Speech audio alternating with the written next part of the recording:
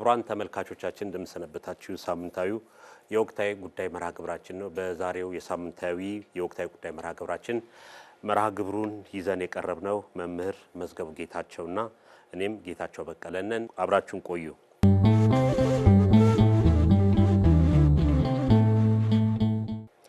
መምህር እንግዲህ እንደሚታወቀው ባሳለፍነው በዚህ በ2018 ጥቅምት ላይ 44ኛው አጠቃላይ ሰበካ መንፈሳዊ ጉባኤ ተካሂዷልና እዛ ላይም የቀረቡ ሪፖርቶች ሰምተናል። ከዛ በተጨማሪ በየአጥቢያውም ከሰበካ ጉባኤ ጋር ተያይዘው የሚነሱ አለመግባባቶች ከወጣቶች ጋር ካስተዳደሩ ከካህናት ጋር ብዙ የሚታዩ ነገሮች አሉ። እንደ በኋላ ጉዳዮች በኋላ ላይ እንመጣለን። ግን እንደ ሰበካ ጉባኤ ምንድነው አመሰራረቱ እንዴት ነው መጽሐፍ ቅዱሳዊ ዳራውን እንደዚሁም ደግሞ ቃለ ዓዋዲውን መሰረት አድርገን መነሻ ታሪኩን እስቲ እንመልከት። ቅድስት ቤተክርስቲያን ስትመሰረት ዓላማውን ጌታችን አምላካችን መድኃኒታችን ኢየሱስ ክርስቶስ ለደቀ መዛሙርቱ ግልጽ አድርጎ ሰጥቷቸዋል። ወደ ዓለም ሂዱ አሕዛብንም ሁሉ እያስተማራችሁ በአብና በወልድ በመንፈስ ቅዱስ ስም አጥምቋቸው ክርስቲያን አድርጓቸው ነው። መሰረታዊ ተልእኮዋ ወንጌልን ለዓለም መስበክ፣ ጨለማውን ወደ ብርሃን አልጫውን ወደ ጨውነት መቀየር ነው የቤተክርስቲያን ዋናው ተልእኮዋ። እንግዲህ ይህን ተልእኮ ለማሳካት አጋዥ አካላት የግድ ያስፈልጋሉ። ለአገልጋዮች ዕለት ጉርስ፣ የዓመት ልብስ፣ የምሽት መጠለያ ማግኘት የግድ ነው።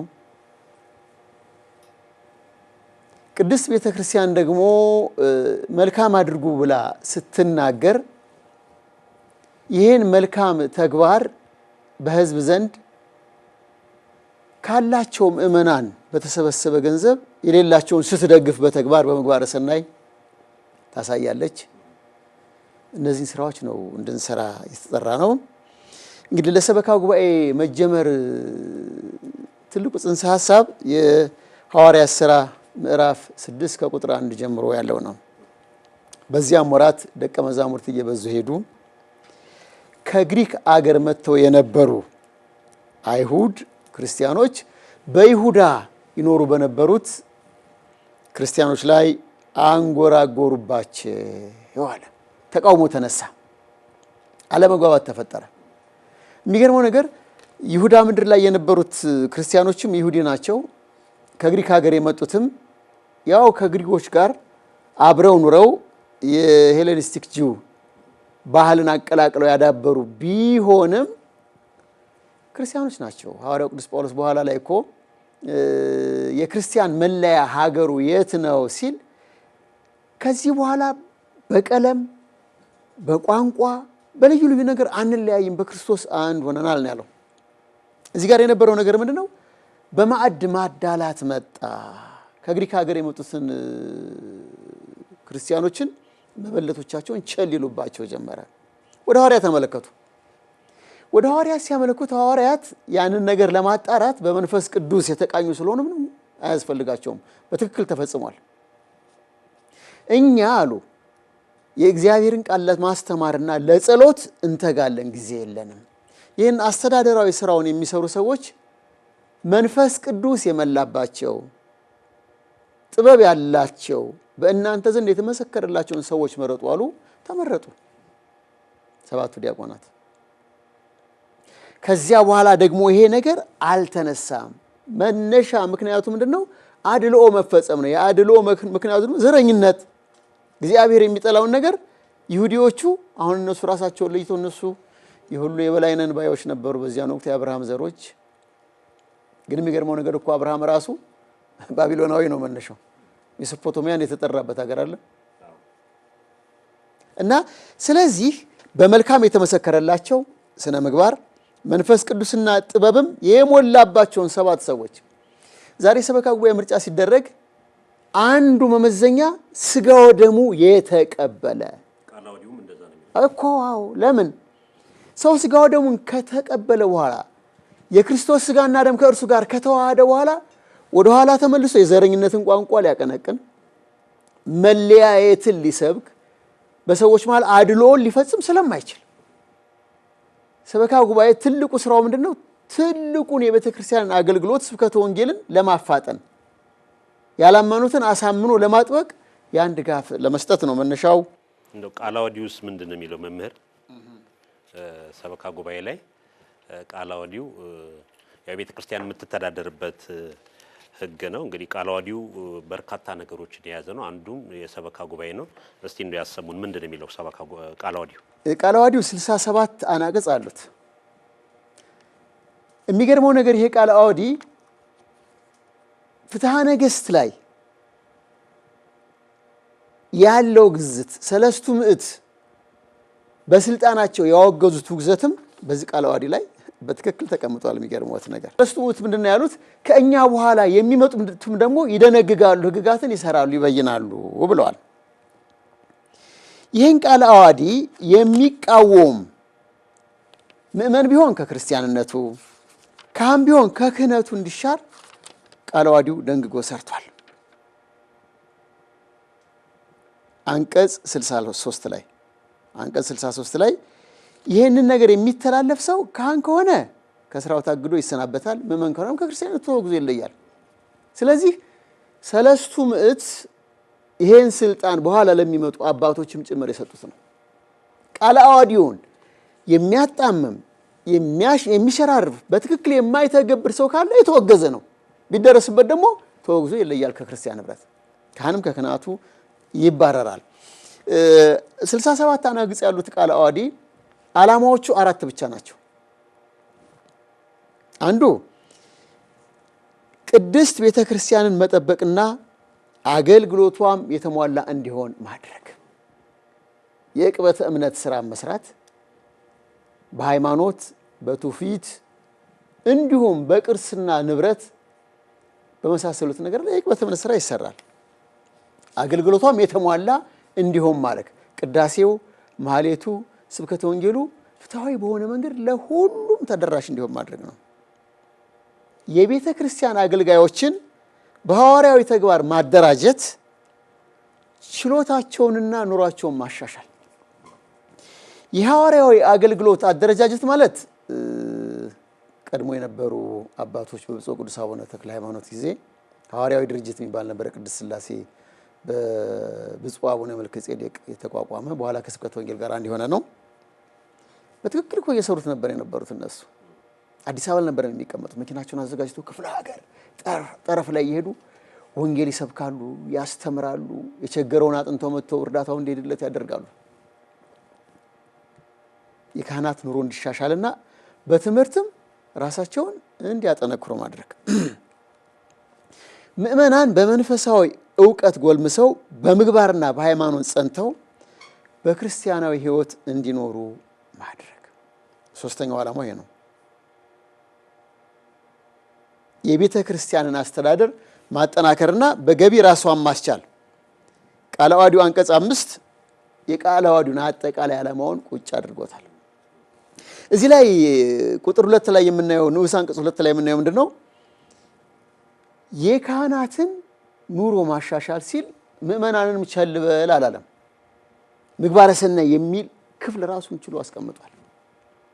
ይህ ምግባረ ሰናይ ስራው ምንድነው? ትልቁ የወንጌል ሞተር የምንናገረውን ሰዎች ሰምተው እንዲቀበሉን የሚያደርገው በመካከላችን የተቸገሩ ሰዎች፣ የቲሞች፣ አረጋውያን ካሉ እነዚያን መርዳት የግድ ይላል። ቃለ ዓዋዲው ሰርቶታል። እያንዳንዱ አጥቢያ ይሄን የምግባረ ሰናይ ክፍል አለው። የተቋቋመው ይሄን ሊተገብር ነው።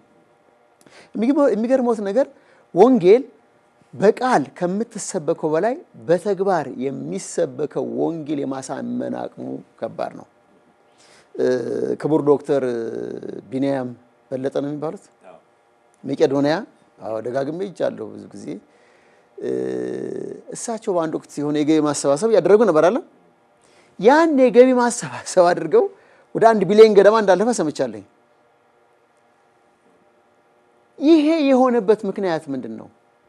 ቋንቋ፣ ሃይማኖት፣ ሀገር፣ ጾታ፣ እድሜ ሳይለዩ የቸገረውን ሰው አቀፉ። ራሳቸውን ዝቅ አድርገው ከአሜሪካ ነው የመጡት። አፈር መስለው የታመሙትን ሳይጸየፉ እያጠቡ እያጸዱ እያሳከሙ እየመገቡ ሲሰሩ ሲያይ ህዝቡ ሰው በተፈጥሮ ሰዋዊ የሆነ ነገር ስራ ሲሰራ ሲያይ ልቡ ይነካል። የኢትዮጵያ ኦርቶዶክስ ተዋሕዶ ቤተክርስቲያን በልማትና ክርስቲያናዊ ተራድኦ ኮሚሽን ብዙ ስራ ሰርታለች። አሁንም እየሰራች ነው ያለችው እናያለን። ብዙዎች ላያውቁት ይችላሉ። ብዙ ስራ ትሰራለች። ሰበታ ቤተ ደናግል ላይ እጓለ ማውታ አባትና እናት የሌላቸውን ሰብስባ እያስተማረች ትገኛለች። ድሬዳዋም ላይ እንደዚሁ መልካ ጀብዱ ላይ የዚህ ክፍል ሁለት አለ፣ በሌላ ቦታም አለ። ስለዚህ እነዚህን ዓላማዎች ለማስተግበር ቃለ ዓዋዲውን ሳይሸራርፉ በትክክል ለመፈጸም የሰበካ ጉባኤ ምርጫ ይደረጋል። በዚያው ላይ እርስዎ ሰበካ ጉባኤ ሲቋቋም ታሪካዊ መነሻውን ያደረግነው የሐዋርያት ሥራ ምዕራፍ 6 ነው። የኢትዮጵያ ኦርቶዶክስ ተዋሕዶ ቤተክርስቲያን የሰበካ ጉባኤ አመሰራረት እሱን ታሪክ እስኪ እርስዎ ደግሞ ይንገሩን። እንግዲህ መምህር ጠቅለል አድርገው በአብዛኛው ተናግረውታል። በተለይ እነዚህ እንግዲህ ቃለ ዓዋዲው ላይ ያሉ አራቱ መሰረታዊ ነጥቦች ናቸው። ከዛ በላይ እንግዲህ ለቃለ ዓዋዲው መመስረት በታሪክ በቤተ ክርስቲያን ተጽፎ የምናገኛቸው ታሪኮች አሉ። በተለይ በዚህ በንጉሱ ዘመን ቤተ ክርስቲያን መሬት ነበራት፣ የምትተዳደርበት የተለያዩ ነገሮች ነበሩ። በኋላ ላይ የደርግ አስተዳደር መምጫ አካባቢ ነው ብፁዕ ወቅዱስ አቡነ ቴዎፍሎስ ቤተ ክርስቲያን በቀጣይ መሆን ያለባት የራሷን በራሷ ማስተዳደር እንድትችል ያለውን ሁኔታ አስቀድመው ተመልክተው ነው ሰበካ ጉባኤ እንዲጠናከር እንዲመሰረት የሚያደርጉት። በታሪክ በቤተ ክርስቲያናችን ተጽፎ የምናገኘው ከዚህ ከብፁዕ ወቅዱስ አቡነ ቴዎፍሎስ ጋር ነውና እንግዲህ ብፁዕ ወቅዱስ አቡነ ቴዎፍሎስ የወደፊቱን የቤተ ክርስቲያንን የሀገሪቱንም ሁኔታ መጻኢ ሁኔታ ተመልክተው አይተው ነው ቤተ ክርስቲያንን እንዲህ አደጋ ላይ እንዳትወድቅ፣ ችግር እንዳይገጥማት፣ አገልግሎቷ እንዳይስተጓጎል፣ ካህናት ችግር እንዳይገጥማቸው ይሄ ቅድም የጠቀስናቸው እነዚህ አራቱ መሰረታዊ ነገሮች የሰበካ ጉባኤ ሊያሟላቸው የሚገባቸው ነገሮች ችግር እንዳይገጥማቸው አስበው እንግዲህ የሰበካ ጉባኤ መሰረቱ የተጣለው በብፁዕ ቅዱስ አቡነ ቴዎፍሎስ ነው። እንግዲህ ከዛ በኋላ በየጊዜው እየተሻሻለ ከዛ በብፁዕ ቅዱስ አቡነ ተክለ ሃይማኖትም ቃለ ዓዋዲው እየተዘጋጀ እየተሻሻለ እየመጣ ራሱ ቃለ ዓዋዲው ላይ በየጊዜው እየታረመ መምጣቱን ያሳየናል። ዋናው ግን ምንድነው ቅድም መምህር ከቃለ ዓዋዲው ላይ ያነበቧቸው ቤተክርስቲያን ራሷን እንድትችል አስተዳደሯን አገልግሎቷም እንዳይስተጓጎል ነው ይሄ ቃለ ዓዋዲው የተዘጋጀውና እንግዲህ ቃለ ዓዋዲ ስንል ከብፁዕ ቅዱስ አቡነ ቴዎፍሎስ በኋላም ብዙ ሰዎች በዚህ ውስጥ ያለፉት እነ ሊቀ ጉባኤ አባ በራ በቀለ ሌሎችም በተለይ የቃለ ጉባኤ የሰበካ ጉባኤ መሰረት እንዲይዝ ብዙ ህይወታቸውንም ረጅም አገልግሎት የሚሰጡ ታላላቅ የሚታወሱ አባቶች አሉና እንግዲህ ሰበካ ጉባኤ መኖር ለቤተ ክርስቲያን ጠቀሜታው ይሄ ነው የሚባል ነገር አይደለም። ሰፊ ጠቀሜታ ነው ያለው። አጀማመሩ ከብፁዕ ቅዱስ አቡነ ቴዎፍሎስ ጋር የተያያዘ ነው። እነ ሊቀ ጉባኤ አባ በራ በቀለም ብዙ መስዋዕትነት ከፍለው ሰበካ ጉባኤን እዚህ ደረጃ እንዲደርስ አድርገዋል። ዋናው ምንድነው አሁን በዚህ ሰበካ ጉባኤ ላይ በቃለ ዓዋዲው ላይ በተጻፉት መሰረታዊ ነገሮች ከዚህ ቅድስት ቤተክርስቲያን መጠበቅ፣ አገልግሎቷን ማሟላት፣ ሐዋርያዊ አገልግሎትን፣ የምእመናን መንፈሳዊ ሕይወት፣ የቤተክርስቲያን አስተዳደር በዘመናችን ምን ይመስላል? እንደው ሕጉንስ እየተከተል ነው ወይ? ዛሬ ምናልባት ቅድም ሲያነሱ ነበር ብፁዕ አቡነ ሳይሮስ በኢትዮጵያ ኦርቶዶክስ ተዋሕዶ ቤተክርስቲያን የመንበረ ፓትርያርክ ጠቅላይ ዋና ስራ አስኪያጅ የደቡብ ምዕራብ ሸዋና የሸገር ሀገረ ስብከት ሊቀ ጳጳስ አህጉረ ስብከት ሊቀ ጳጳስ የተናገሩትን እያነሱልኝ ነበር። እርሶ ይናገሩታልና እንደዚህ አይነቶች በተወሰነ አመታት እየጨመሩ በመጡ ቁጥር የምናያቸው ክፍተቶች እየጎሉ እየመጣ ነው። እንደውም አንዳንድ ቦታ ጭቅጭቆች፣ አለመግባባቶች በሙሉ እየተከሰተ ነው። ይሄ ምንድነው? ህጉን ከመጠበቅ ከማስጠበቅ በህጉ ከመመራት ውጪ የምናያቸው ነገሮች ስላሉ ነውና እንግዲህ ይሄ ወቅታዊ የቤተ ክርስቲያናችን የምንነጋገርበትም ጉዳይ ነው። ሌሎችም በየአጥቢያቸው ምን ሰማቸው የምንመለከታቸው ጉዳዮች ናቸውና እንግዲህ ህግ መጠበቅና በህግ ባለመጠበቅ መካከል የሚታዩ ክፍተቶች ናቸው ከጊዜ ወደ ጊዜ እየተባባሱ የመጡት። እዚህኛ ላይ ነው እኛም በይበልጥ ትኩረት አድርገን ይሄን ፕሮግራም ልናዘጋጅ ይቻልነውና ምናልባት አሁን ቅድስት ቤተክርስቲያን መጠበቅ አገልግሎቷ የተሟላ እንዲሆን የሐዋርያ አገልግሎት የምእመናን መንፈሳዊት መጠበቅ አስተዳደራዊ ጉዳዮች በጥሩ ቢሰሩ እንደ አሪያ እንደ ሞዴል የምናያቸው ቦታዎች አሉ። ከዛ ውጭ ደግሞ ከዚህ በተቃረነ የምናያቸው ነገሮች አሉና ዞሮ የሰበካ ጉባኤ ሁሉን የሚመለከተው ጉዳይ ስለሆነ ከቃለ ዓዋዲው ከህጉም አንፃር እንደዚህ አንዳንድ ነጥቦችን እያነሳን ብንመለከት መምህር መልካም። ከዚያ በፊት ግን ሲሶ መንግስት እስከ ቀዳማዊ አፄ ኃይለ ሥላሴ ዘመነ መንግስት ድረስ አልነበረም። ከይኩኖ አምላክ እስከ ንግስተ ነገስት ዘውዲቱ ድረስ ነበር የነበረው።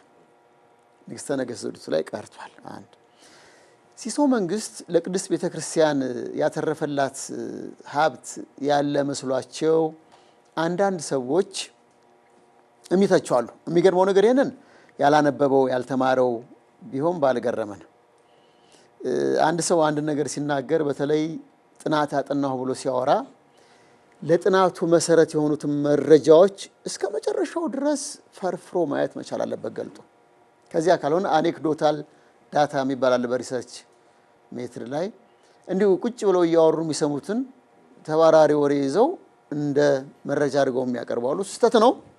ብዙዎችን እያየን ነበር ባለፉት ዓመታት ላይ። የኢትዮጵያ ኦርቶዶክስ ተዋሕዶ ቤተክርስቲያን ሲሶ መንግስት የነበራት ነበረች። አንዳንድ የተጻፉ ጽሑፎችም አሉ። አዎ ቤተ እምነቶች በሶስቱ መንግስታት የሚባል አንድ ሰነድ ተዘጋጅቶ አንድ ወቅት ይቀርብ ነበረ ቆይቷል። እና በነገስታቱ ጊዜ ቤተክርስቲያኒቷ ሲሶ መንግስት ነበራት፣ የበላይ ነች። በደርግ ጊዜ ያው ሁሉም እንዳለ በቁጥጥር ስር ሆኑ። አሁን ዲሞክራሲ መጣ የሚባል ነገር ሰምተን ነበረ። በመሰረተ ሀሳቡ የእምነት ነፃነትን ኢትዮጵያ ላይ የጀመሩት ልጅ ኢያሱ ናቸው። አዎ ይሄን እንዳወጣሩ ቀድሞ አፄ ምኒልክም ሀሳቡን እንትን ይሉ ነበረ። ልጅ ኢያሱ ግን በግልጽ ሀገር የጋራ ነው፣ ሃይማኖት የግል ነው። አንዱ የተከሰሱበት ምክንያትም በምስራቁ ሀገራችን ክፍል ጋር ሄደው ከሌሎች ቤተ እምነቶች ጋር መክረዋል። እነሱ ጋር እንዲህ አድርገዋል። ያው መቼስ ከስልጣን ለመገፋፋት ብዙ ጊዜ ሰብለ እከዩ ሃይማኖት ያለብሳ የሚባል ነገር አለ። ብዙ የሐሰት ወሬዎች ዳብረው ያን ጊዜ ፎቶግራፍ ቴክኖሎጂ በሀገራችን እንግዳ ነው።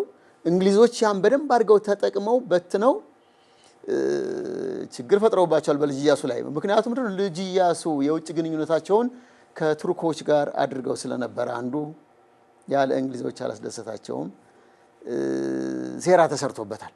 እና የእምነት ነፃነት የተጀመረው አሁን በ40 በ50 በ60 ዓመት ሳይሆን በልጅ ኢያሱ ጊዜ በትክክል ታወጇል። ሲሶ መንግስት ቅድስት ቤተክርስቲያን ተጠቃሚ ነበረች ወይ? አልነበረችም። ምክንያቱ ነገሩ የቤተክርስቲያኒቱን ሀብት የሚቆጣጠር የሚያዝበት ገበዙ ነበር በወቅቱ። ገበዙ እነማን ናቸው? መሳፍንቱ፣ መኳንንቱ። የቅድስት ሥላሴ ገበዝ ልዕልተናኘ ወርቅ፣ የግቢ ገብርኤል ገበዝ፣ ራስ ብሩ እንዲህ እያልን ብንቆጥር በሙሉ እስከ ወር አውራጃ ድረስ ቢሄዱ መኳንንት መሳፍንቱ ገበዝ ሆኖ በቤተ ክርስቲያን ስም ያለውን መሬት ተቆጣጥሮ ተምሮ የመጣውን መርጌታ ቄስ ስሙ ደግሞ ቶፋ ይባላል። በቶፍነት ይቀጠራል። በወር አንድ ቁና ሁለት ቁና እህል ይሰጠዋል። ያችን እየቀማመሰ ያገለግላል። ሲሶ መንግስትማ ቤተ ክርስቲያን አገልጋዮቿ እና ቤተ ክርስቲያን እንዳልተጠቀመችበት ለማሳየት አሁን በአዲስ አበባ ከተማ ላይ የሀብት ጥራት ይደረግ ቢባል እስኪ የመርጌታ ከሌ ፎቅ፣ የመምሬ ከሌ ፎቅ፣ የመምሬ ከሌ ፋብሪካ የሚባል አለ እንዴ? በፍጹም የለ። እንደ ሰበካ ጉባኤ ነው አሁን ወደዚህ ያመጣን እንጂ ሲሶ መንግስት ወደዚህ አላመጣንም። ያለው መረዳት ነው። አብዛኞቹ ቤተክርስቲያን በንጉሱ ዘመን ልክ ነው ሲሶ መንግስት ተጠቃሚ ናት ያሉ ብዙ ጽሁፎችም አይ አኔክዶታል ዳታ ማለት ተቆፍሮ በትክክል ተከስክሶ ያልታየ መረጃ ያ ነው። ሌላ አሁን ያነሱልኝ ነገር ምንድነው? ብፁዕ አቡነ ሳዊሮስ ያስተላለፉት መልእክት አለ። ብፁዕ አቡነ ሳዊሮስ የሁሉም አህጉረ ስብከት ስራ አስኪያጅ ናቸው በአሁኑ ሰዓት። እያንዳንዱን መረጃ በሰበካ ጉባኤ ያለውን አይተው ሰብስበው አስጠንተው ስራ የሚሰሩት እሳቸው ናቸው። እሳቸው ያሉት ምንድነው? ያው ሰበካ ጉባኤ ተመርጠው 10 ዓመት ሞልቷቸውም አንወርድም የሚባል ነገር አለ። ይሄ ማለት ምንድነው? ማንም ሊጥሰው የማይችለውን ቃለ አዋዲውን መተላለፍ ነው። ይታያል ብዙ ቦታ ላይ አለመግባባት ይከሰታል። ምን ይላል? ምክንያቱን አናውቅም። አሁንም እኔ ለምንድን ነው ብትለኝ ቅድም ወዳልኩት ወደ አኔክዶታል ዳታ ያለ በቂ ማስረጃ እንዲህ ነው ብዬ ወደ መናገር ልሄድ እችላለሁ። ይህንን የሚመለከተው አካል ከመንበረ ፓትርያርክ ጠቅላይ ጽሕፈት ቤት ሰበካ ጉባኤ መምሪያ ማደራጃ ጀምሮ እስከ ክፍለ ከተማ ድረስ ያለው በመናበብ ጥናት አድርጎ በመላው ሀገሪቱ ላይ ሰበካ ጉባኤ ምርጫ የተደረገባቸው ጊዜ መቼ ነው? ምን ያህል ጊዜ ቆዩ? ይህንን ጥናት አድርጎ መስራት የሚችለው ባለስልጣን አካል አለ። እሱ ነው። እኔ ግን አሁን አንድ የማየው ነገር ምንድን ነው? ሰበካ መንፈሳዊ ጉባኤ ነው እየተባለ ያለው አይደል? መንፈሳዊ ሲል ምንድን ነው? በመንፈስ ቅዱስ የሚመራ ነው አይደለም? የኢትዮጵያ ኦርቶዶክስ ተዋሕዶ ቤተክርስቲያን እምነት ስርዓቷ ይሄ ነው። አንድ ቦታ ላይ ሰበካ ጉባኤ ይመረጣል። ካሉት አካላት ጋር አለመግባባት ተፈጥሮ ብትጠይቃቸው ዓላማቸው አንድ እኮ ነው። ያንን ዓላማ ለመፈጸም ሁሉም ይሄ ይሁን ይላሉ። በመሃል ግን አለመግባባት ይመጣል። ምክንያቱ ምንድን ነው? መንፈስ ቅዱስ በመካከላችን አለመገኘቱ ነው። በእርግጠኝነት እንደዚያ ነው የሚሆነው። መንፈስ ቅዱስ ካለ አንድ ሐሳብ ይኖረናል። አንዲት ነገር ልጨምርለት እዚህ ላይ ህንጻ ሰነዋርን ለመገንባት ሲነሱ እግዚአብሔር ብዙ ተባዙ ምድርም ምልዋት ነው ትእዛዙ አይደለም? በዚያን ወቅት የነበሩ ሰዎች ግን አንድ ታላቅ ምሁር ሲናገር የሰማሁትን ምን አለ? ብዙ ተባዙ ምድርም ሙሉ ሲላቸው እኛ የተለየን ህዝብ ነን፣ ከሌላው ጋር አንቀላቀልም፣ ስማችንን እናስጠራ ዘንድ እዚሁ ህንጻ እንገነባለን አሉ። በሳቸው ቋንቋ ምንድነው? እግዚአብሔር ሆሪዞንታሊ ስፏላቸው አግድም በምድር ሙሉ። እነሱ ግን ወደ ላይ ነው የምናድገው ብለው ህንጻ መገንባት ጀመሩ። አንዱ ኃጢአታቸው ይሄ ነበረ። እግዚአብሔር አየ አንዱ መቅሰፍት ምን ነበር? የእግዚአብሔር ቅጣት እንዳይግባቡ ማድረግ። የሚገነቡት አንድ ህንጻ ነው። ለህንጻው የሚያስፈልጉት ግብአቶች የታወቁ ናቸው። ከላይ ድንጋይ ላክልኝ ሲለው ውሃ ይልካል። ውሃ ላልኩህም ድንጋይ ነው ይለዋል። ውሃ ሲለው ደግሞ አሸዋ ይልካል። ባለመግባባታቸው የተነሳ ሲተረማመሱ እንዶር ጋዶር የተባለውን የቅንጣት ንፋስ ልኮ ምንድነው የማየው? እኔ አለመግባባት አንዱ የእግዚአብሔር መግጫ መሳሪያው ነው። እዚህ ላይ ቆም ብለን መርምረን መመለስ ካልቻል ምንድነው ስተቱ ካላል ቀጣዩ እንዶር ጋዶር ነው። እንዶር ጋዶር ከመጣ በኋላ ጥቅል አውሎ ነፋስ መግጫው ምን ይሆናል? ታሪክ ነበረ። እንደዚህ ኃያል የነበረ እንደዚህ የነበረ ሰበካ ጉባኤ እንዲህ አይነት አሰራር ነበረ። ነገር ግን አለመግባባት ነበረባቸው። እዚያ ላይ ቆም ብለው መግባባት ሲችሉ መመካከር ሲችሉ ስላልተግባቡ ስላልተመካከሩ የእግዚአብሔርን ፈቃድ ስላልፈጸሙ እንዶር ጋዶር መታቸው ይመጣል። ምንድነው መምህር? ለምሳሌ አሁን እዚህ አንዳንድ ቦታ ላይ በምንመለከትበት ሰዓት እንግዲህ ህጉ አለ። አሁን በዓለማዊ ህግ ማለት አንድ ሰው በመንግስት በዓለማዊ መንግስት የምናያቸው አንድ ሰው ህግ ከተላለፈ የሚፈለገው ቅጣት ነው የሚቀርበውና አሁን በቤተ ክርስቲያን ውስጥ እንግዲህ ሁሉም ሰው ቤተ ክርስቲያን እናገለግላለን ብለን በሰበካ ጉባኤውን ካመራረጡ ጀምሮ እንግዲህ ወጣት ከምእመናን ከካህናት ተወካይ ነው እዛ ውስጥ የሚገኙ እና አንዳንድ ቦታ ባሪያ የሚጠቀሱ ስራዎች የሚሰሩባቸው ቦታዎች የምንመለከታቸው ቦታዎች አሉ። አንዳንድ ቦታ ደግሞ ሰንበት ትምህርት ወጣቱ ከሰበካ ጉባኤ ከአስተዳደሩ ጋር የማይስማሙ የምንሰማባቸው አለ። ምንም ሚዲያ ስለሆነ የተለያየ መረጃዎች እኛ ጋር ይመጣልና እንግዲህ አንዱ ህግን ካለመጠበቅ፣ ሁለተኛ ስንቱ ሰውስ እንደው ይሄን ቃለ ዓዋዲው አንብቦት ያውቀዋል? ምን ይላል ቃለ ዓዋዲው የሚለው ነው። ቃለ ዓዋዲው በየተለያየ አብያተ ክርስቲያናት ባሉ ሰበካ ጉባኤት ኖሮ ቃለ ዓዋዲው ላይ እንዲህ ይላል ብሎ ምክክር መዋየት ሰምቶ ያውቃል? ስንቱ ሰውንስ የሚያውቀው ቃለ ዓዋዲውን? እኔ አንድ ትልቅ ነገር የሚያው ምንድነው በረከታቸው ይድረሰንና ብፁዕ አቡነ ሳሙኤል የአዲስ አበባ ሀገረ ስብከት የበላይ ሊቀ ጳጳስ በነበሩበት ሰዓት ሰበካ ጉባኤ ሲመረጥ የመጀመሪያ ስራው ስልጠና ነበር። ከህጉ ጋር ማስተዋወቅ፣ እንዴት መስራት እንዳለባቸው። አሁንም ቢሆን ሊደረግ የሚገባው ነገር ምንድነው? ቢያንስ የ7 ቀን ስልጠና የቃለ ዓዋዲና አመራር ስልጠና በተጓዳኝ ቢሰጥ ተገቢ ነው ላለው ነው መፍትሄ ነው። አሁን እርስዎ እንዳሉኝ የኛ የዝግጅት ክፍል ኃላፊ ነዎት። ያው ለዜናም ለፕሮግራምም ሐሳብ ይመጣው ቀድሞ ደርሶ ነው። እስኪ እንደው በሰበካ ጉባኤ መሃል የሰሟቸው አለመግባባቶች መልካም የሰሩትን እናደንቃለን። እስኪ መልካም ያልሆነ የሰሟቸው ነገሮች ካሉ እነሱ አንድ ሁለቱን እስኪ ንገሩና አንተቻቸው። እንግዲህ በተለያየ ጊዜ የምንሰማቸው ነገሮች አሉ። አንዱ ከዚህ ከምርጫ ጋር ተያይዞ ራሱ ምርጫ ጋር ተያይዞ አንዳንዴ መመረጥ የማይገባቸው ሰዎች በቲፎዞ የሚገቡ አሉ። እዛ ገብተው ወይ አይሰሩ ወይ ያሰሩ ለቦታው ጥሩ እውቀት ኖሯቸው ቤተክርስቲያን በደንብ አውቋት በልማት ወጣቶች ላይ በስብከተ ወንጌል ላይ እንዲሰራ ማያደርጉ የተመለከትናቸው የተለያዩ መረጃዎች ይደርሱናል። እና ቁጥር አንድ ከምርጫ ጋር ተያይዞ ምርጫ ላይ በተለይ ቤተክርስቲያን የሚያገለግሉ በቲፎዞ በእውቅና ወይም ደግሞ ሌላ በጥቅም መሆን የለበትም እና የዚህ ምርጫው ላይ የተገቢ ያሉን ሰዎች ወደ ሰበካ ጉባኤ መግባት እነዚህ ቅድም ያልናቸው በሙሉ የሚያፋልስ ነው የሚሆነውና በተለይ ምርጫ ሲደረግ ምርጫ ላይ እነማን ናቸው መግባት ያለባቸው ቤተክርስቲያንን አገልግሎት ከዚህ ከአስተዳደራዊ ጉዳይ ጋር ከወጣቶች ጋር ስራ ሊሰሩ የሚችሉ ሰዎች ናቸው መመልመልና መግባት ያለባቸው። አንዱ እንደዚህ አይነት ነገር ነው ማየው።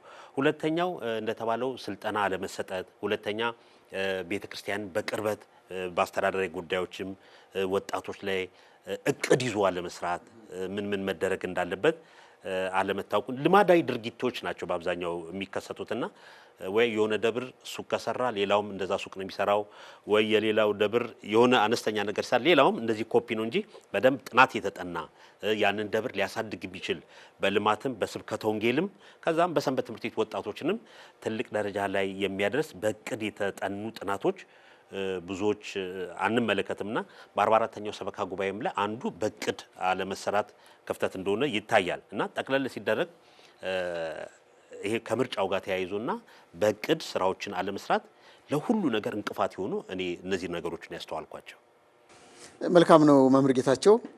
ቃለ ዓዋዲው አንቀጽ 10 ላይ ተመራጮች መመዘኛቸው ምን እንደሆነ በደንብ ዘርዝሮ ያወራል። አስገራሚው አንዱ ምንድነው? ክርስቲያናዊ ስነ ምግባር የማይታይባቸው ጎጠኝነትና መሰል ተግባራት አስተሳሰባቸውን ያዛባዋል ተብለው የማይጠረጠሩ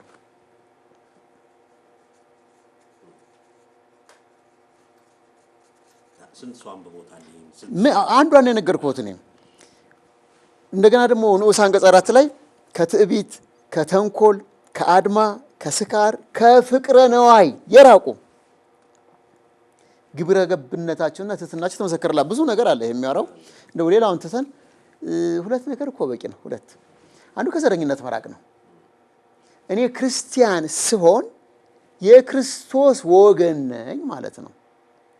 ክርስቲያን የሆንኩት ስለ ምድራዊ ጥቅም ብቻ ከሆነ ከስር ያለ የእግዚአብሔር መንግስት አላገኘውም። ስለዚህ ከዘረኝነት ነፃ መሆን አለብኝ።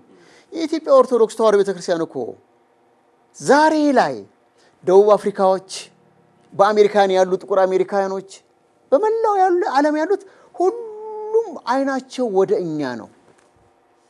ኦርቶዶክስ ለመሆን እየታገሉ በቅርብ እኔ እዚህ እከታተላለሁኝ። የኢትዮጵያ ኦርቶዶክስ ተዋሕዶ ቤተክርስቲያን 81 ትክክለኛውን መጽሐፍ እንፈልጋለን። በባለፈው የአፍሪካ አንድነት ስብሰባ ላይ ሰዎች ደወሉልኝ። እንዲህ ፈልገን ነበር፣ እባክህ እንዲህ ፈልገን ነበር ያሉ ሲጠይቁኝ ለጊዜው 81 ቤተክርስቲያኒቷ በህጋዊ መንገድ በኢትዮጵያ መጽሐፍ ቅዱስ ማህበር ላይ አሳትማ አላወጣችም። ግለሰቦች ግን ያን እየሰሩ እንዳሉ ያለሁኝ ያ በህጋዊ ነው ብለን አንናገርም። እና ሌላው ሁሉ እየፈለገን ባለበት ሰዓት እኔ አሁን የሰበካ ጉባኤ አባል ሆኜ ስመረጥ የእኔ ወገኖች ይደጉ፣ የእኔ ወገኖች ሾሙ የምል ከሆነ ዘለዓለማዊውን የእግዚአብሔር መንግስት አላገኝም፣ ሌሎች እንዳያገኙም በር እየዘጋሁባቸው ስህተት ነው። ሁለተኛዋ ነገር ደግሞ ምንድን ነች? ፍቅረ ነዋይ ነው። ፍቅረ ነዋይ ነው። እኔ እርግጠኛ ነኝ ሰው አይምሮውን ካልሳተ በስተቀር ለእግዚአብሔር መባና መስዋዕት ሆኖ በስለት የሚመጣውን ነገር አንስቶ በድፍረት ወደ ኪሱ ያደርጋል የሚለው ነገር ፓራዶክስ የሚባል ግሪከኛ ቃል ነው፣ ወደ እንግሊዘኛ ወስዶት ነው። ያንም ይሆንብኝ ይሄ ከባድ ነው። ያው የገቡበትንም ዓላማ ለማወቅ እነዚህ ነገሮች ካሉ የግጭት ምክንያት እንዳይሆን ቅዱስ ሲኖዶስ ምእመናን፣ የሰንበት ትምህርት ቤት ተማሪዎች፣ ካህናት፣ ቅዱስ ሲኖዶስ እነዚህን አሰባስቦ በምን አይነት ህግ ቤተክርስቲያን ተመራ ብሎ ቃል ዓዋዲውን ሰርቷል። ይሄው ቅዱስ ሲኖዶስ እንኳን አይወቀስም፣ ህጉን አወርዷል። ከፍቅረ ነዋይ የራቀ ከዘረኝነት የጸዳ ይሄ ነው። አሁን ትልቁ ችግር ምንድነው? የትርምሱ ምክንያት የሐሳብ ጭነት የሚባል ነገር አለ። አሁን እርስዎ ኤዲቶሪያል ላይ ኮሚቴ ኖት። አንድ ሰው አንድ ሀሳብ እንዲፈጸምለት ከፈለገ በጀርባ መጥቶ አስተዳደርም ላይ ይገባሉ አለ። እርስዎም በደንብ አድርጎ ያሳምነውታል። ያኛውንም ያሳምናል። በእንግሊዝኛ ቋንቋ ሎቢ ነው የሚባለው። የሎቢ ስራ ሰዎች ተሸክመው ሂደው ገብተው ስብሰባ ላይ ቁጭ ካሉ ገና አጀንዳው ሳይነሳ ተወስኗል። ይሄ ግጭት ምክንያት ሊሆን ይችላል። ይሄ ማጥራት ብዙ ጠንካራ ሰዎች እኮ አሉ። ጠንካራ ሰዎች አሉ። እንደው አንድ ሁለት ጥፋተኞች ቢኖሩም ጠንክረው ቤተክርስቲያንን ወገባቸውን ታጥቀው የሚያገለግሉ ሰዎች እንዳሉ ምስክር ነን እኛ። ስለዚህ እነዚህ ሁለት ነገሮች ቤተክርስቲያን ለሰበካ ጉባኤ መመስረት ምክንያቷ ዘረኝነት ነው። በምን ይሁዲ ላይ ይኖሩ የነበሩ የይሁዲ ክርስቲያኖች ከግሪክ ሀገር በመጡት ላይ ተቃውሞ አነሱባቸው። እኛና እነሱ ነው በቃ አይደለ? ይሄ ካልተወገደ ከፍቅረ ነዋይ ካልተለየ አሁንም ግጭት ይቀጥላል። ይሄን ማስወገድ መቻል እሱም ነው። ሌላው እንግዲህ ቃለ ዓዋዲው ላይ ያለውን ተፈጻሚነትም ማድረግ ይገባል። እንደተባለው ቅዱስ ሲኖዶስ ሕጉን አወጣ። ከታች ደግሞ አስፈጻሚ አካላት የግድ መኖር አለባቸው። እንደዚህ ስልጠና መስጠት፣ ቃለ ዓዋዲው ምን ይላል፣ ስለ ሰንበት ትምህርት ቤት ምን ይላል፣ ስለ አስተዳደር ምን ይላል፣ ስለ ምዕመናን ሕይወት ምን ይላል የሚለው በጥልቀት በየአጥቢያው ላይ ውይይቶች ወይም ደግሞ ስልጠናዎች ሊኖሩ ይገባልና ዝም ብሎ ሰው አካሉ ታይቶ ወይም ጥሩ ገንዘብ አለው ጥሩ ሀብት አለው ወይ ደግሞ ጥሩ ግንኙነት አለው ተብሎም አይደለም ወደዛ ቦታ መገባት ያለበት። የቤተ ክርስቲያኒቷን ተልእኮ የሚያሳካ ሰው መሆን አለበትና ቃለ ዓዋዲው ማስፈጸም ይገባል።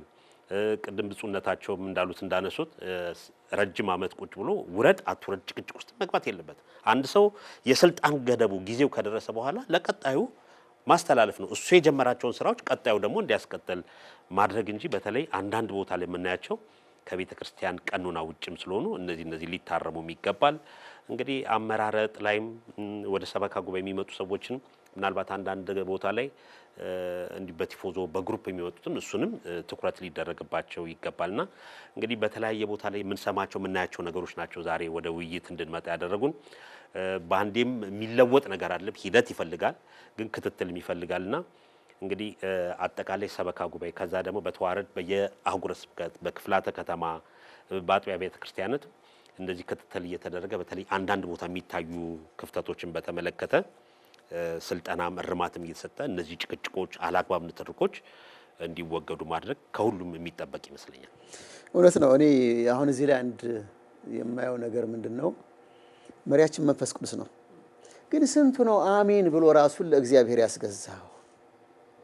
ሰው ለእግዚአብሔር ሕግ ከተገዛ እኮ ነገሮች ይስተካከላሉ። ከመንግስት አሰራር አንድ የምንወስደው ነገር አለ። የፓርላማ ህዝብ ተወካዮች ምክር ቤት አባላት ሲመረጡ ከሁሉም ብሔር ብሔረሰቦች የየራሱን ተወካይ ይልካል። ተዳላብኝ እንደተደረገብኝ እንዳይል። ሰበካ ጉባኤ ምርጫም ሲመረጥ እንዲህ አይነት አስተሳሰብ ካለ ሁሉም የየራሱን ተወካይ ቢያስቀምጥስ መፍትሄ አይሆንም ይሄ?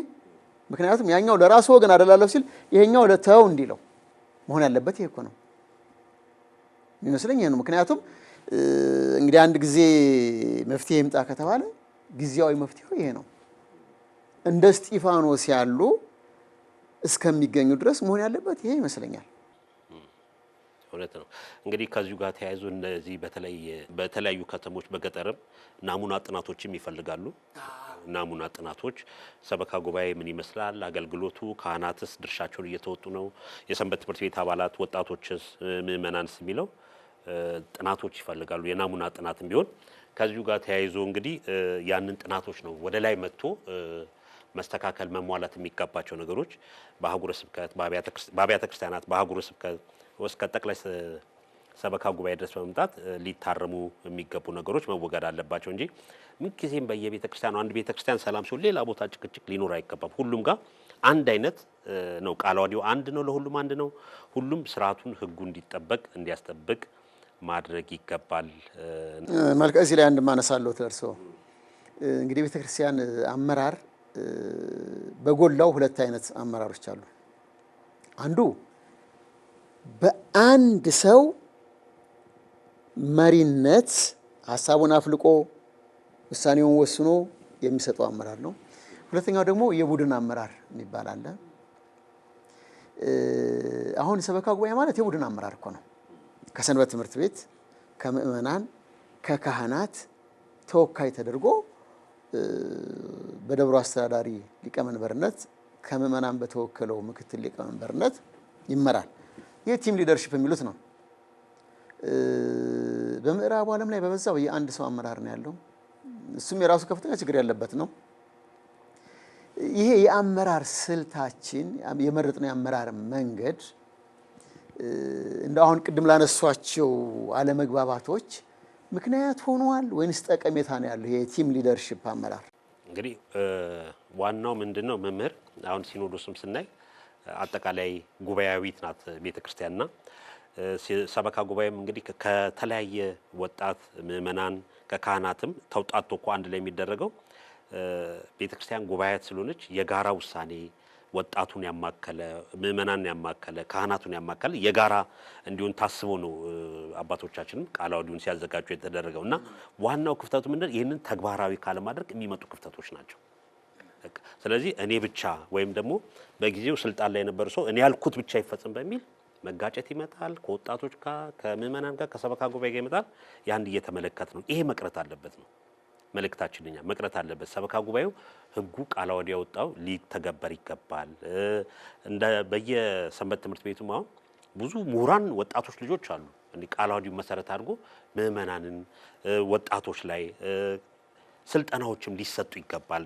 ቃለ ዓዋዲው ምን ይዟል፣ ተፈጻሚነቱ ምንድነው የጎደለን እኛን የሚል መሰራት ይገባልና በየሀገረ ስብከቱ ትኩረት ተደርጎ በተለይ በአጥቢያዎች አንዳንድ ችግሮች በሚታዩባቸው ቦታዎች ላይ በሌሎችም ቢሆን የተሻለ ስራ ይዘው እንዲቀርቡ ስራዎች መሰራት ያለባቸው ይመስለኛል። መምህር ሌላው ደግሞ አንድ የምጠይቀውት እስኪ አመታዊ የሂሳብ ገቢ ወጪ ሰኔ ላይ ተልኮ በሁሉም አብያተ ክርስቲያናት ይሰራል። የሂሳብ ምርመራ ይደረጋል። እኔ ደግሞ አንድ የሚታየኝ ነገር ምንድነው? ቀድሞ ነበር ይሄ ነገር የሰበካ ጉባኤ ማደራጃ መምሪያ ከመንበረ ፓትርያርክ ጀምሮ አህጉረ ስብከት ክፍላተ ከተማ ድረስ እንደያደረጃጀቱ ስምሪት ተደርጎ ቢያንስ በአመት 2 ጊዜ ካልሆነ 1 ጊዜ እንዴት ነው እየሰራችሁ ያላችሁት? የሶት አናሊሲስ ጠንካራ ጎናችሁ፣ ድክመቱ፣ እንቅፋቱ፣ ስራ እንዳሰሩ እንቅፋት የሆነባችሁ ነገር፣ ለወደፊት ደግሞ የተሻለ ልትሰሩባቸው የሚችሉ እድሎች ምንድናቸው? ይችን ብቻ ተይዞ ቢሰራ ቢመረመር ኦዲት ቢደረግ ራሱ አመራራችን አስተዳደራችን ምርመራ ቢደረግበት ካህናቱን ምእመናኑን ሰበካ ጉባኤውን ይዞ ከዚያ የተስተካከለውና ይሄ እንዲሆነብን በዚህ ምክንያት ነው ሲሉ እገዛ ሰጥቶ ከበላይ ያን ነገር እንዲስተካከል ቢደረግ። ሌላው ሰበካ ጉባኤ በስሩ ብዙ መምሪያዎች አሉት። መግቢያ ላይ ያነሳሁት አንዱ ምንድነው? ምግባረ ሰናይ ነው። የሚገርመውት በሀገራችን ታሪክ ጎንደር ላይ አለቃ ገብረሃና ታሪክ የሚዘግራቸው ትልቅ ነገር አለ። በአንድ ወቅት ርዛት እና ድርቅ ገባ። በዚያ ዘመን አለቃ ገብረሃና ካህናቱን ሰብስበው ወያይተው እንግዲህ በጣም የተማሩ ናቸው። በጣም በዜማው ቢሉ በመጽሐፉ ይቀረሽ ይባሉ አይደሉም። ቤተ ክርስቲያን እንድትኖር እንድትቀጥል የሚያደርጉት ካህናት ብቻ አይደሉም፣ ምእመናንም ጭምር ናቸው። ስለዚህ ያን ጊዜ ያለውን እህሉን ምኑን ሰብስበው አቡጀድ እንዲገዛ ተደርጎ የታረዙትን አለበሱ፣ የተራቡትን መገቧቸው። ቅድስት ቤተ ክርስቲያን መቄዶንያ አንድ ቢንያም እየሰራው ያለውን ስራ በአዲስ አበባ በ8ቱ ክፍላተ ከተማ ላይ 8 ናቸው ቤተ ክህነት 8 ተደራጅተው አንዳንድ ምግባረ ሰናይ ቢያቋቁሙ፣ የተራቡትን ብንመግብ፣ የታረዙትን ብናለብስ፣ አረጋውያንን ብንጦር፣ ወንጌልን በተግባር ሰበክ ነው አይደለም ወይ? አሁን በአንድ ሚዲያ ላይ ያየሁኝ ሰዎች እርዳታ እየሰጡ እምነት ለማስቀየር ይታገላሉ አሉ። ይሄን እኮ የምንገድበው በንግግር አይደለም። ንግግሩ ማንቂያ እንዲህ አይነት ነገር አለ ሲባል እኛ ደግሞ በተግባር ተነስተን ይሄን ማድረግ የለብንም። ይገባል። እንግዲህ ይሄ ነው ዋናው የኛ ሚዲያም እንግዲህ አንዳንዴ በዚህ በቃለ ዓዋዲ ጋር በተደጋጋሚ እርሶ የሚያነሱት ነው። በተለይ ማሳወቅ ህጉ ምን ይላል፣ ውስጡ ምን ይዘቶች አሉ የሚለው የግድ ያስፈልጋልና ሰበካ ጉባኤ በአባልነት ብቻ ሳይሆን ህጉንም ትእዛዙንም ምን እንደሚል እያንዳንዱ ምእመናንም አባል የሆነ በሙሉ ሊያውቀው ይገባል። በየአጥቢያውም አሁን ከዚህ ከሰበካ ጉባኤ ጋር የተያያዘ እንደው ማታ ላይ ራሱ በአውደ ምሕረት ላይ ወይም እንደዚህ ልዩ ዝግጅት ላይ እንደው ሰበካ ጉባኤ ቃለ ዓዋዲ ምን ይላል የሚል ስልጠና ወይም አጠር ያለ ከዛ ላይ መሰረት መነሻ በማድረግ የሚሰጡ ነገሮች ብዙ አንመለከትም። አብዛኛው ያው መጽሐፍ ቅዱስም ከዚሁ ጋር ተደጋጋፊ ሐሳብ ቢኖርም ግን ቃለ ዓዋዲው ምእመናን ሰበካ ጉባኤ እንዴት መሳተፍ እንዳለባቸው፣ አስተዋጽኦአቸው እንዴት ማበርከት እንዳለባቸው፣ ድርሻቸው ምን እንደሆነ የሚል በየጊዜው ሊሰጡ የሚገባው ስልጠናዎች፣ ምክሮች ያስፈልጋሉ። ምናልባት እንግዲህ በቀጣይም በተከታታይ መምህር እንደዚሁ አንዳንድ ርዕሰ ጉዳዮች እያያዝን ከተመልካቾቻችን ከሚመጡ መነሻ ሀሳቦች እያያዝ የምንወያየው ነው የሚሆነው። መቼም በዛሬ ብቻ አጠቃለን የምናነሳቸው ነጥቦች አይደሉም። ምናልባት ቀረ የሚሉን ካለ ያንሱና እናጠቃል። እኔ ቀረ የምለው አሁን ምንድነው ቃለ ዓዋዲው በአንቀጽ 23 ላይ 6 ንዑሳን አናቅጽ ያሉት የምግባረ ሰናይ በጎ አድራጎት ክፍል ስራና አገልግሎቱን ዘርዝሮ ቁጭ አድርጓል። በአንድ አጥቢያ ላይ የሚሰሩ አስተዳዳሪ፣ ጸሐፊ፣ ሂሳብ ሹም፣ ቁጥጥር እነሱ የሰበካ ጉባኤ ውሳኔ ፈጻሚዎች ናቸው። እድገት ዝውውር ሲጠይቁ መመዘኛቸው ቃለ ዓዋዲውን ተግብረውታል ወይ ቢሆን፣ ከምንም በላይ ደግሞ ምግባረ ሰናይ ላይ ትኩረት ቢሰጥበት፣ የአብነት ትምህርት ቤት ላይ ትኩረት ቢሰጥበት፣ ስብከተ ወንጌል ላይ ትኩረት ቢሰጥበት፣ እነዚህ በቂ መመዘኛዎች ስለሆኑ ይሄም ሰው ያለማውን ቦታ ስጡኝ ከማለት ምን ሰርተሃል እስኪ እድገት ሰው እኮ እድገት ሲጠይቅ መልካም የሥራ ፍሬ ያሳይቶናል እንጂ ያለበት ቦታ ላይ ያልሳካ ስላለኝ አሳድጉኝ ያ ይሆነው። እኔ ይሄን ነው የምለው። ትክክል ነው። መሰረታዊ ነጥብ ነው። ምንድነው እንግዲህ ሰው የተሻለ ኑሮ የተሻለ አስተዳደር ሲፈልግ ባለበት ደረጃ ላይ ባለው ዕውቀት የሚገባውን ሰርቷል ወይ ብሎ መመዘን ተገቢ ነው። ምናልባት ይህን የሚያደርጉም ካሉ አጠናክረው ይቀጥሉበት ነው የምንለው። ሌሎች ያልጀመሩም ካሉ ደግሞ እነዚህ ቅድም ያነሳናቸውን ነጥቦች ተግባራዊ ቢደረግ በተለይ በዚህ በ21ኛው መቶ ክፍለ ዘመን የመረጃ ዘመን ነው፣ የቴክኖሎጂ ዘመን ነው። ምእመኑን ለመያዝ ወጣቱን ለመያዝ የግድ ሰበካ ጉባኤ ከዚህ ቀደም በሚሄዱበት መንገድ መሄድ አይቻልም። ለምሳሌ አሁን በአንድ አጥቢያ ላይ ምን ያህል ኦርቶዶክሳውያን አሉ፣ ምን ያህል ወጣቶች አሉ፣ ምን ያህል በጋብቻ ሕይወት በቤተ ክርስቲያን እንትን ብለዋል፣ ምን ያህልስ በስርዓተ ቀብር ምን ያህል ብሎ የሚታወቅ ነገር የለውም። በቀደሙ ጊዜ ግን አንዳንድ የታሪክ መዛግብት ስናይ እንደነዚህ አይነት በጽሁፍ የሰፈሩ ጽሁፎች አሉ። ለምሳሌ አንድ ቤት ደብር ላይ ምን ያህል በ2018 ምን ያህል ሰዎች በስርዓተ ቤተ ክርስቲያን ተጋብተዋል፣ ምን ያህል ሰዎች የሚል መዝገብ አለ እዚህ ላይብረሪ ውስጥ አይቻለሁ። እዚያም አለ በየአጥቢያው ያለ ይሄ የጋብቻ መዝገብ፣ የጥምቀት መዝገብ፣ መዝገበ ሕያዋን፣ መዝገበ ሙታን ተደራጅቷል። ይሰራበታል አይሰራበትም ማየት ነው። ይልቅ አንድ ነገር መጠየቅዎት እኔ አሁን ትናንትና ታህሳስ 5 ቀን በሰበታ ጌቴሴማኒ ጠባባት ቤተ ደናግል ገዳም የሚማሩ ተማሪዎች አሉ። ገዳሙ እየረዳ